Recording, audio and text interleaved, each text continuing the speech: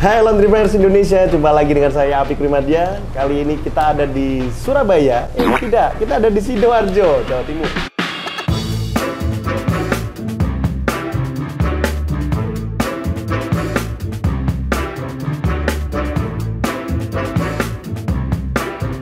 Oke, kemarin kita habis keliling di Bali, terus kita mampir ke Banyuwangi. Kali ini kita mampir ke salah satu klien Apik Management yang ada di Sidoarjo. Saat ini kita sudah ada di depan kita, ada ownernya, Cici Jessica dan Koko Andre di sini. Apa kabar semuanya? Ya, baik Pak Apik. Terima kasih Pak Apik sudah mampir ke Laundry Plus di Sidoarjo ini. Siap, keren. Laundry Plus Sidoarjo. Sudah berapa lama ini Laundry?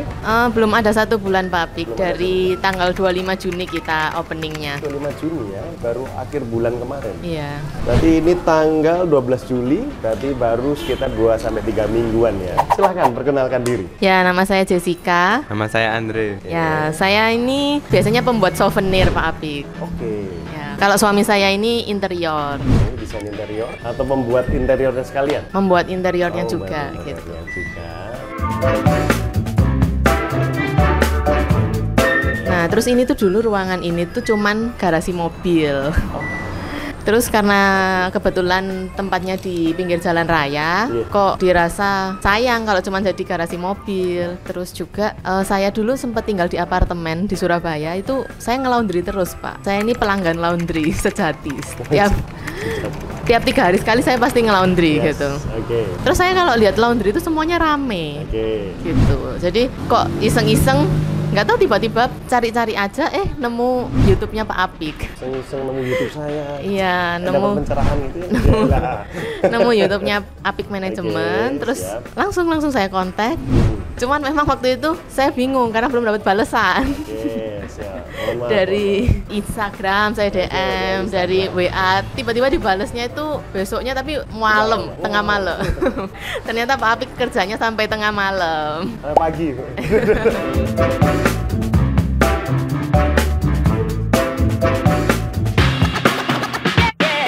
Untuk kali ini gantian yang punya laundry nanya-nanya ke saya terkait bagaimana membangun bisnis laundry kemarin. Kan mungkin ada bayangan, ternyata laundry itu simple lah, cuma nyuci, ngeringin, setrika, beres lah, cuma cuci lipat, beres lah. Kan pasti ada pemikiran yang lain, ternyata nggak segampang itu ya, ternyata kompleks ya. Menentukan harga itu kalau kemurahan juga salah, kemahalan juga nggak pas ya, itu seperti itu. Silakan. Ada nanya apa kira-kira? Nah, jadi kemarin memang waktu opening kita kan ikut dari skenario-nya Apik Management, kita buat promo bayar pakai doa. Nah, itu memang kita selama 3 hari itu meledak Pak Apik. Ya? Sampai apalagi hari ketiga promo terakhir tuh kita benar-benar overload, sampai trainer pun kaget gitu. Terus sedangkan sumber daya manusia kita ini masih kurang waktu itu, tapi akhirnya tetap tertangani. Nah, cuman setelah hari keempat, kelima promo cuci gratis bayar pakai doa itu kan udah nggak ada Pak Apik, langsung omset menurun. Terus sekarang mulai pelan-pelan naik sih Pak. Cuman saya tuh ngelihat di depan sini kan ada orang jual bubur kalau pagi itu rame Pak. Kira-kira setelah promo opening ini apa ya Pak yang harus saya lakukan gitu?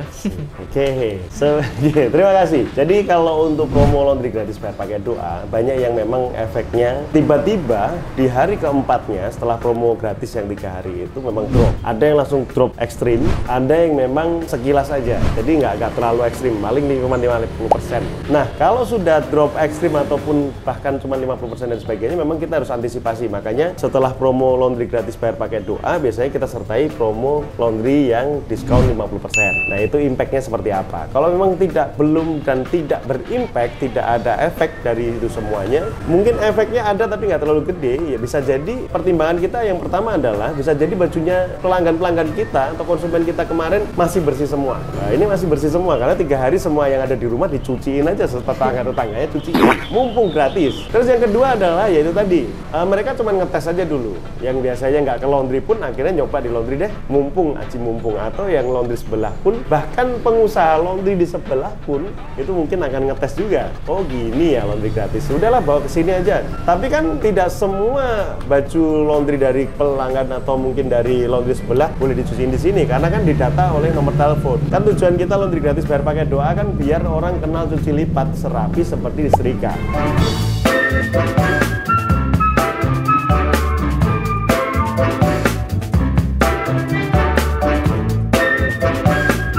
Oke, nah bagaimana caranya pada waktu tiba-tiba drop banget dan sebagainya.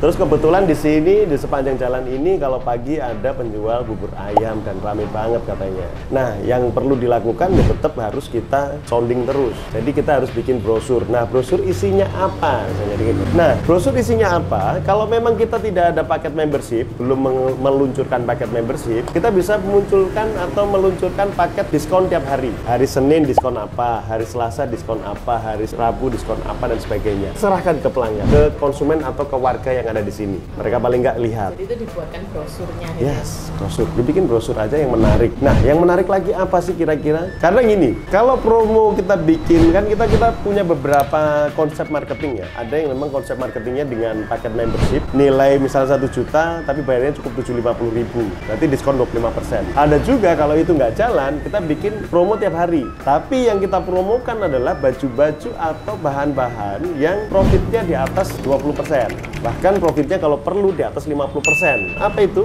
Laundry satuan kan? Jadi hari Senin misalnya, kalau hari Senin itu ngapain sih? Oh, hari Minggunya kemarin karena liburan. Oh, berarti yang kita cucikan misalnya bed covernya. Terus hari Selasa apa yang kita gratiskan atau kita bikin diskon 50% ke mejanya, ke meja kerja hari Senin. Terus hari Selasa apa lagi? Misalnya boneka. Hari Rabu misalnya sepatu. Hari Jumat misalnya perlengkapan alat sholat misalnya. Itu bisa kita bikin ide. Akhirnya orang datang ke sini bukan serta-merta, oh laundry, ya sudah tahu saya kok kalau ini laundry. Tapi apa yang jadi kelebihan? Nah, kenapa sih kalau saya bikin ide promo atau mungkin pada waktu opening harus laundry gratis atau mungkin diskonnya gede di atas 50% dan sebagainya? Karena menurut saya sendiri, saya tertarik kalau diskonnya gede. Kalau diskonnya cuma 10%, 5% kayaknya saya nggak tertarik kok. Misal laundry harga di sini misalnya 8.000 deh, anggap aja 8.000. Diskon 5%. Berapa itu paling diskonnya? Nggak sampai 800 rupiah itu.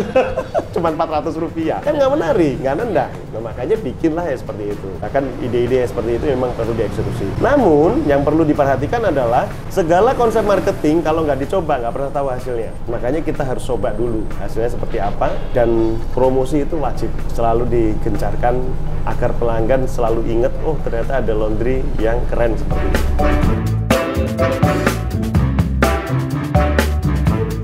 Mungkin kayak itu ya Pak ya, beberapa treatment khusus kayak misalnya bed cover yang semi sutra, yang sutra. Nah, itu kita masih perlu banyak belajar gitu Pak. Kayak gimana cara menanganinya, teman-teman di sini juga masih bingung gitu kadang Pak. Ya, karena kan di sini kan ternyata brandingnya sudah bagus. Jadi image dari masyarakat yang ada di sini terkesan ini profesional. Dari mesinnya, tampilannya. Yang tampilan ini penting. Tampilan penting. Langsung, oh ya mesinnya mahal ini gitu. Ini ratusan juta. Iya ini. sih. Memang. Terus ini bagus warnanya, soft, adem gitu. Enak. Kelihatan bahwa ini clean gitu. Itu menarik. Jadi dari tampilan membuat orang yang datang itu siapa, itu pengaruh. Makanya saya selalu berulang-ulang, kalau kita pengen membangun brand image, salah satu yang harus dilakukan adalah tampilan, perbaiki tampilan. Terus nanti disusul layanan. Pelayannya memang harusnya sopan dan komunikatif. Jadi kalau orangnya jutek dan sebagainya, ya itu sebaiknya segera. Nah, sekarang berbicara tentang karena sudah marketnya kelas menengah ke atas, bisa jadi seperti itu. Berarti banyak baju-baju mahal, termasuk tadi sutra, bahkan bed cover yang ada lapisannya mungkin sutra atau mungkin wool dan sebagainya, itu kan harus dikerjakan oleh dry clean dan wet cleaning. Nah, dry clean dan wet cleaning itu ada metode manual, ada metode yang pakai mesin. Seperti kayak mencuci baju lah, mencuci baju ada yang manual yang harus dibak itu dan sebagainya, ada yang pakai mesin karena kebutuhannya banyak. Nah, kalau untuk treatment perlakuan khusus baju-baju yang mahal, memang sebaiknya ikut kelas juga bisa, atau nanya ke trainer kita di manajemen. Itu bisa nanya ke Mas Arul dan timnya, trainer bisa. Hal-hal yang lainnya yang memang perlu diperdalam adalah tim itu memang harus paham semua. Yang dulunya cuma memahami tentang konsep laundry kiloan, cuci lipat dan sebagainya, karena marketnya sudah banyak yang treatment satuan, ya mereka sudah mulai diperdalam untuk ke sana. Nah, yang perlu diperhatikan adalah treatment satuan dan kiloan itu ada bedanya. Kalau treatment satuan, dia harus detail. Jadi, efeknya akan lama pengerjaannya. Sedangkan treatment kiloan, itu sebaliknya. Dia nggak perlu detail-detail amat, tapi dia butuh cepat. Nah, ini yang beda. Makanya, nanti tukang setrikanya bisa jadi akan ada beda. Tukang setrika satuan sama kiloan akan berbeda. Kenapa? Tukang setrika kiloan itu cepat, buru-buru. Iya. Terus nanti tukang setrika kiloan disuruh ke tukang setrika satuan, pasti nggak rapi. Sebaliknya, tukang setrika satuan disuruh ke setrika kiloan, lama selesainya. Karena dia detail. Nah, itu harus mulai dipisahkan, harus dipahamkan bahwa kita sudah mulai memisahkan antara tim satuan dengan tim kiloan.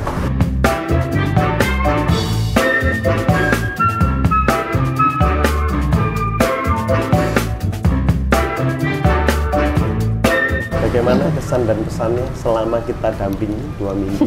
Ya, 2 minggu didampingi dari tim trainer dari Apik Manajemen tuh benar-benar membantu banget untuk di awal kita yang dari nol yang nggak tahu, yang kita mikirnya itu cuman laundry itu cuci, masuk mesin cuci, keluar dryer, ternyata nggak sesimpel itu. Ternyata dari macam-macam bahan baju itu penanganannya juga beda. Nah, jadi dari situ kita juga diajari sama trainer, yang ini jangan, yang ini boleh, kayak gitu itu kita diajari. Teman-teman karyawan dari Laundry Plus juga diajari juga gitu. Jadi kayak penanganan dari sepatu. Nah, kita ini kan juga awam gini untuk mencuci sepatu. Itu kita juga diajarin. Bahan-bahan sepatu yang beda-beda juga, kulit. Kita diajarin benar-benar. Jadi kayak misalnya ada noda, penanganannya itu dicuci satuan juga kayak gimana, itu kita diajarin. Sampai ke manajemennya, ke kasirnya itu. Mulai dari closingan, totalan akhir tuh sampai nggak boleh hilang uang itu. Harus balance. Nah, itu waktu itu kasir kita sempet satu kali nggak balance, itu ditungguin sampai jam 10 sama trainernya, ditunggu sampai bener hitungannya gitu. Jadi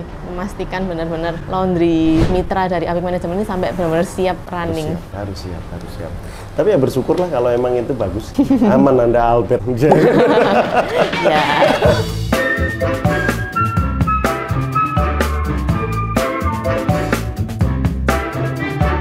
Ada pertanyaan lagi sebelum closing? Mungkin ini Pak, iya, karena kita masih baru, di awal kan memang kita dibekali sama tim manajemen itu kayak rinso sekian, softener sekian, dan lain-lainnya itu kita disiapkan. Ternyata waktu berjalan mana yang habis duluan ini kan nggak sama.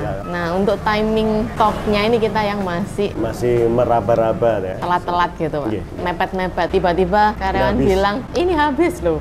Terus stok ya. Berarti kalau untuk stok, kalau saran kami sudah mulai diukur. Kalau sekarang kalau cuman belinya besok beli rinsonya aja, deterjennya, lusa beli parfumnya aja, kapan beli plastiknya aja, itu nanti agak susah. Makanya sudah mulai dilihat stoknya kita membutuhkan berapa. Dan kita memang harus punya gudang untuk inventory. Jadi untuk logistik kita harus punya. Itu harus ya diatur di sana. Kalau saya malah saya balik, targetnya yang saya naikkan. Kalau target saya harus berapa rupiah, misalnya 20 juta per bulan atau 30 juta misalnya bulan depannya, berarti saya butuh stok apa aja nih, deterjen harus berapa dus, ini berapa dus. Jadi saya breakdown dari situ. Kalaupun memang ternyata sisa, ya nggak apa-apa, karena omsetnya nggak tercapai misalnya di angka itu. Jadi kita punya stok enak. Jadi nyetok itu sebaiknya langsung untuk 1 bulan. Benar. Semua itu ya Pak ya? Yes. Tapi kalau untuk awal-awal baru 2 minggu, 3 minggu kan ini masih penjajakan pasar ya, market kan kita masih nggak apa-apa. Nanti coba mulai evaluasi pelan-pelan, karena biasanya kita itu nggak siap dari segi itu stok opnam dari segi logistik barang bahan baku maupun stok opnam dari sisi pakaian baju pelanggan. Mumpung masih belum terlalu rame, sudah mulai di stok opnam. Berapa pelanggan sih yang belum diambil? Berapa pelanggan sih yang belum lunas? Sampai kalau bisa targetnya 100% lunas setiap bulan. Lunas setiap bulan. Iya dong.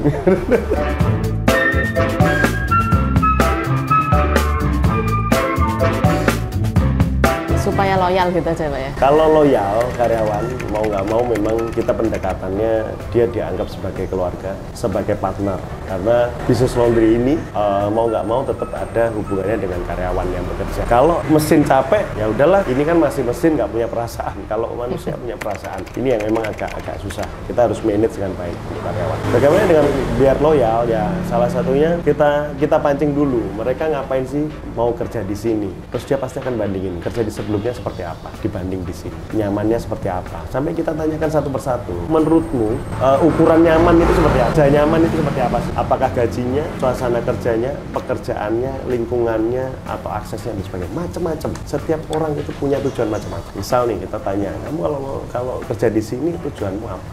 Pasti banyak yang bingung. Yang penting kerja Bu, Yang penting dapat duit. Nah, duit pun pakai buat apa? Buat hidup lah Bu, di rumah, buat makan, buat ini, bantu-bantu suami dan sebagainya. Setelah bantu-bantu apa lagi? Kalau nggak ada goal yang jelas, susah. Misalnya tiba-tiba ada goal di mana saya mau membantu perekonomian keluarga, karena anak saya itu mau sekolah besok butuh dana sekian. Nah enak, goalnya jelas. Dananya berapa? Oh butuh dana 5 juta Pak. Kalau saya nabung dari sekarang 500 ribuan, anak saya tahun depan sekolah, berarti 10 bulan saya udah dapat 5 juta harusnya. Itu enak. Nah, tapi setelah 5 juta dapat, apa aja lagi goalnya? Jangan sampai setelah 5 juta dapat, nggak ada goal lagi. Yang penting rutinitas kerja. Makanya banyak orang yang rutin aja kerja. Kita harus gali itu. Kalau cuma berdasarkan loyal, banyak yang pengen loyal. Pokoknya tempat kerja nyaman, gaji cukup, udah loyal itu pasti. Tapi kan kita butuh orang yang produktif. Orang yang tanpa disuruh pun dia punya inisiatif, sampai mikirin, Ci, harusnya kayak gini loh, bagus. Oh, harusnya kayak gini nih, bagus. Kita butuh orang kayak gitu. Kalau sudah ada orang yang punya prinsip seperti itu, biasanya dia cocok sebagai leader. Suatu saat jadi leader cocok. Tapi ya gimana caranya dia biar selalu di sini, betah di sini. Karena kita juga nggak bisa nahan orang. Kalau ditahan-tahan malah nggak bagus nanti kerjanya. Iya, jadi mending kita semua fair-fairan aja. Kamu butuhnya apa, saya butuhnya dari kamu seperti ini dan sebagainya. Ayolah bareng-bareng. Toh kita dikerja di sini bareng-bareng. Kita digaji itu dari siapa? Dari pelanggan yang datang. Kalau semuanya teman-teman di sini nggak bisa kerja dengan baik, ya maaf aja. Ini juga nggak bisa jalan ini laundry. Harus kasih tahu. Jadi rasa memilikinya mulai ditumbuhkan, budaya kerjanya mulai disamakan, visi misinya sama value-nya ya untuk teman-teman itu sendiri. Kembali lagi ke owner sih, membuat semuanya nyaman seperti apa. Ya.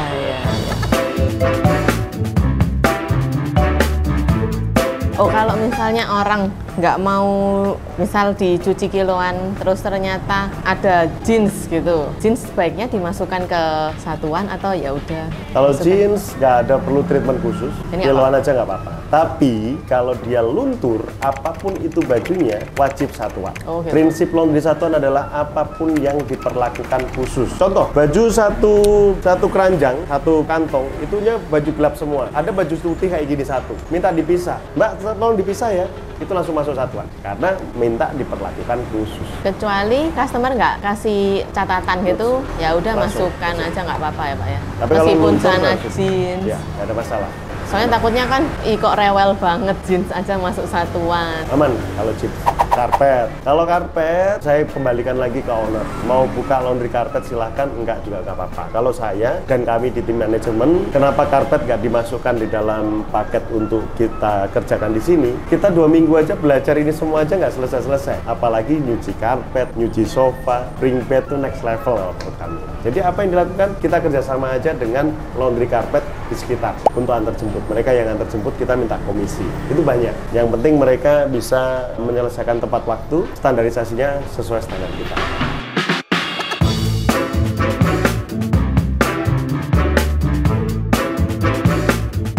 Oke, cukup? Ya, cukup lah, nanti lanjut lagi. Iya. Ada pesan yang mau disampaikan Cici dan Koko selama membangun laundry seperti apa dan sebagainya? Closing statement. Ya, jadi mungkin bangun laundry ini bukan usaha yang instan juga, tetap harus ditelatenin dan nggak salah kalau kalian pilih Apik Manajemen karena benar-benar membantu dari yang nol sampai bisa jadi kayak gini nih. Amin. Meskipun kita sendiri nanti tetap harus ikut belajar lagi, tetap harus belajar terus. Oke, terima kasih teman-teman yang sudah nonton video ini dari awal hingga akhir. Semoga dapat inspirasi. Saya Apik Primadia undur diri. Saya Jessica dan kami undur diri. Sampai jumpa lagi. Bye-bye. Thank you. Thank you.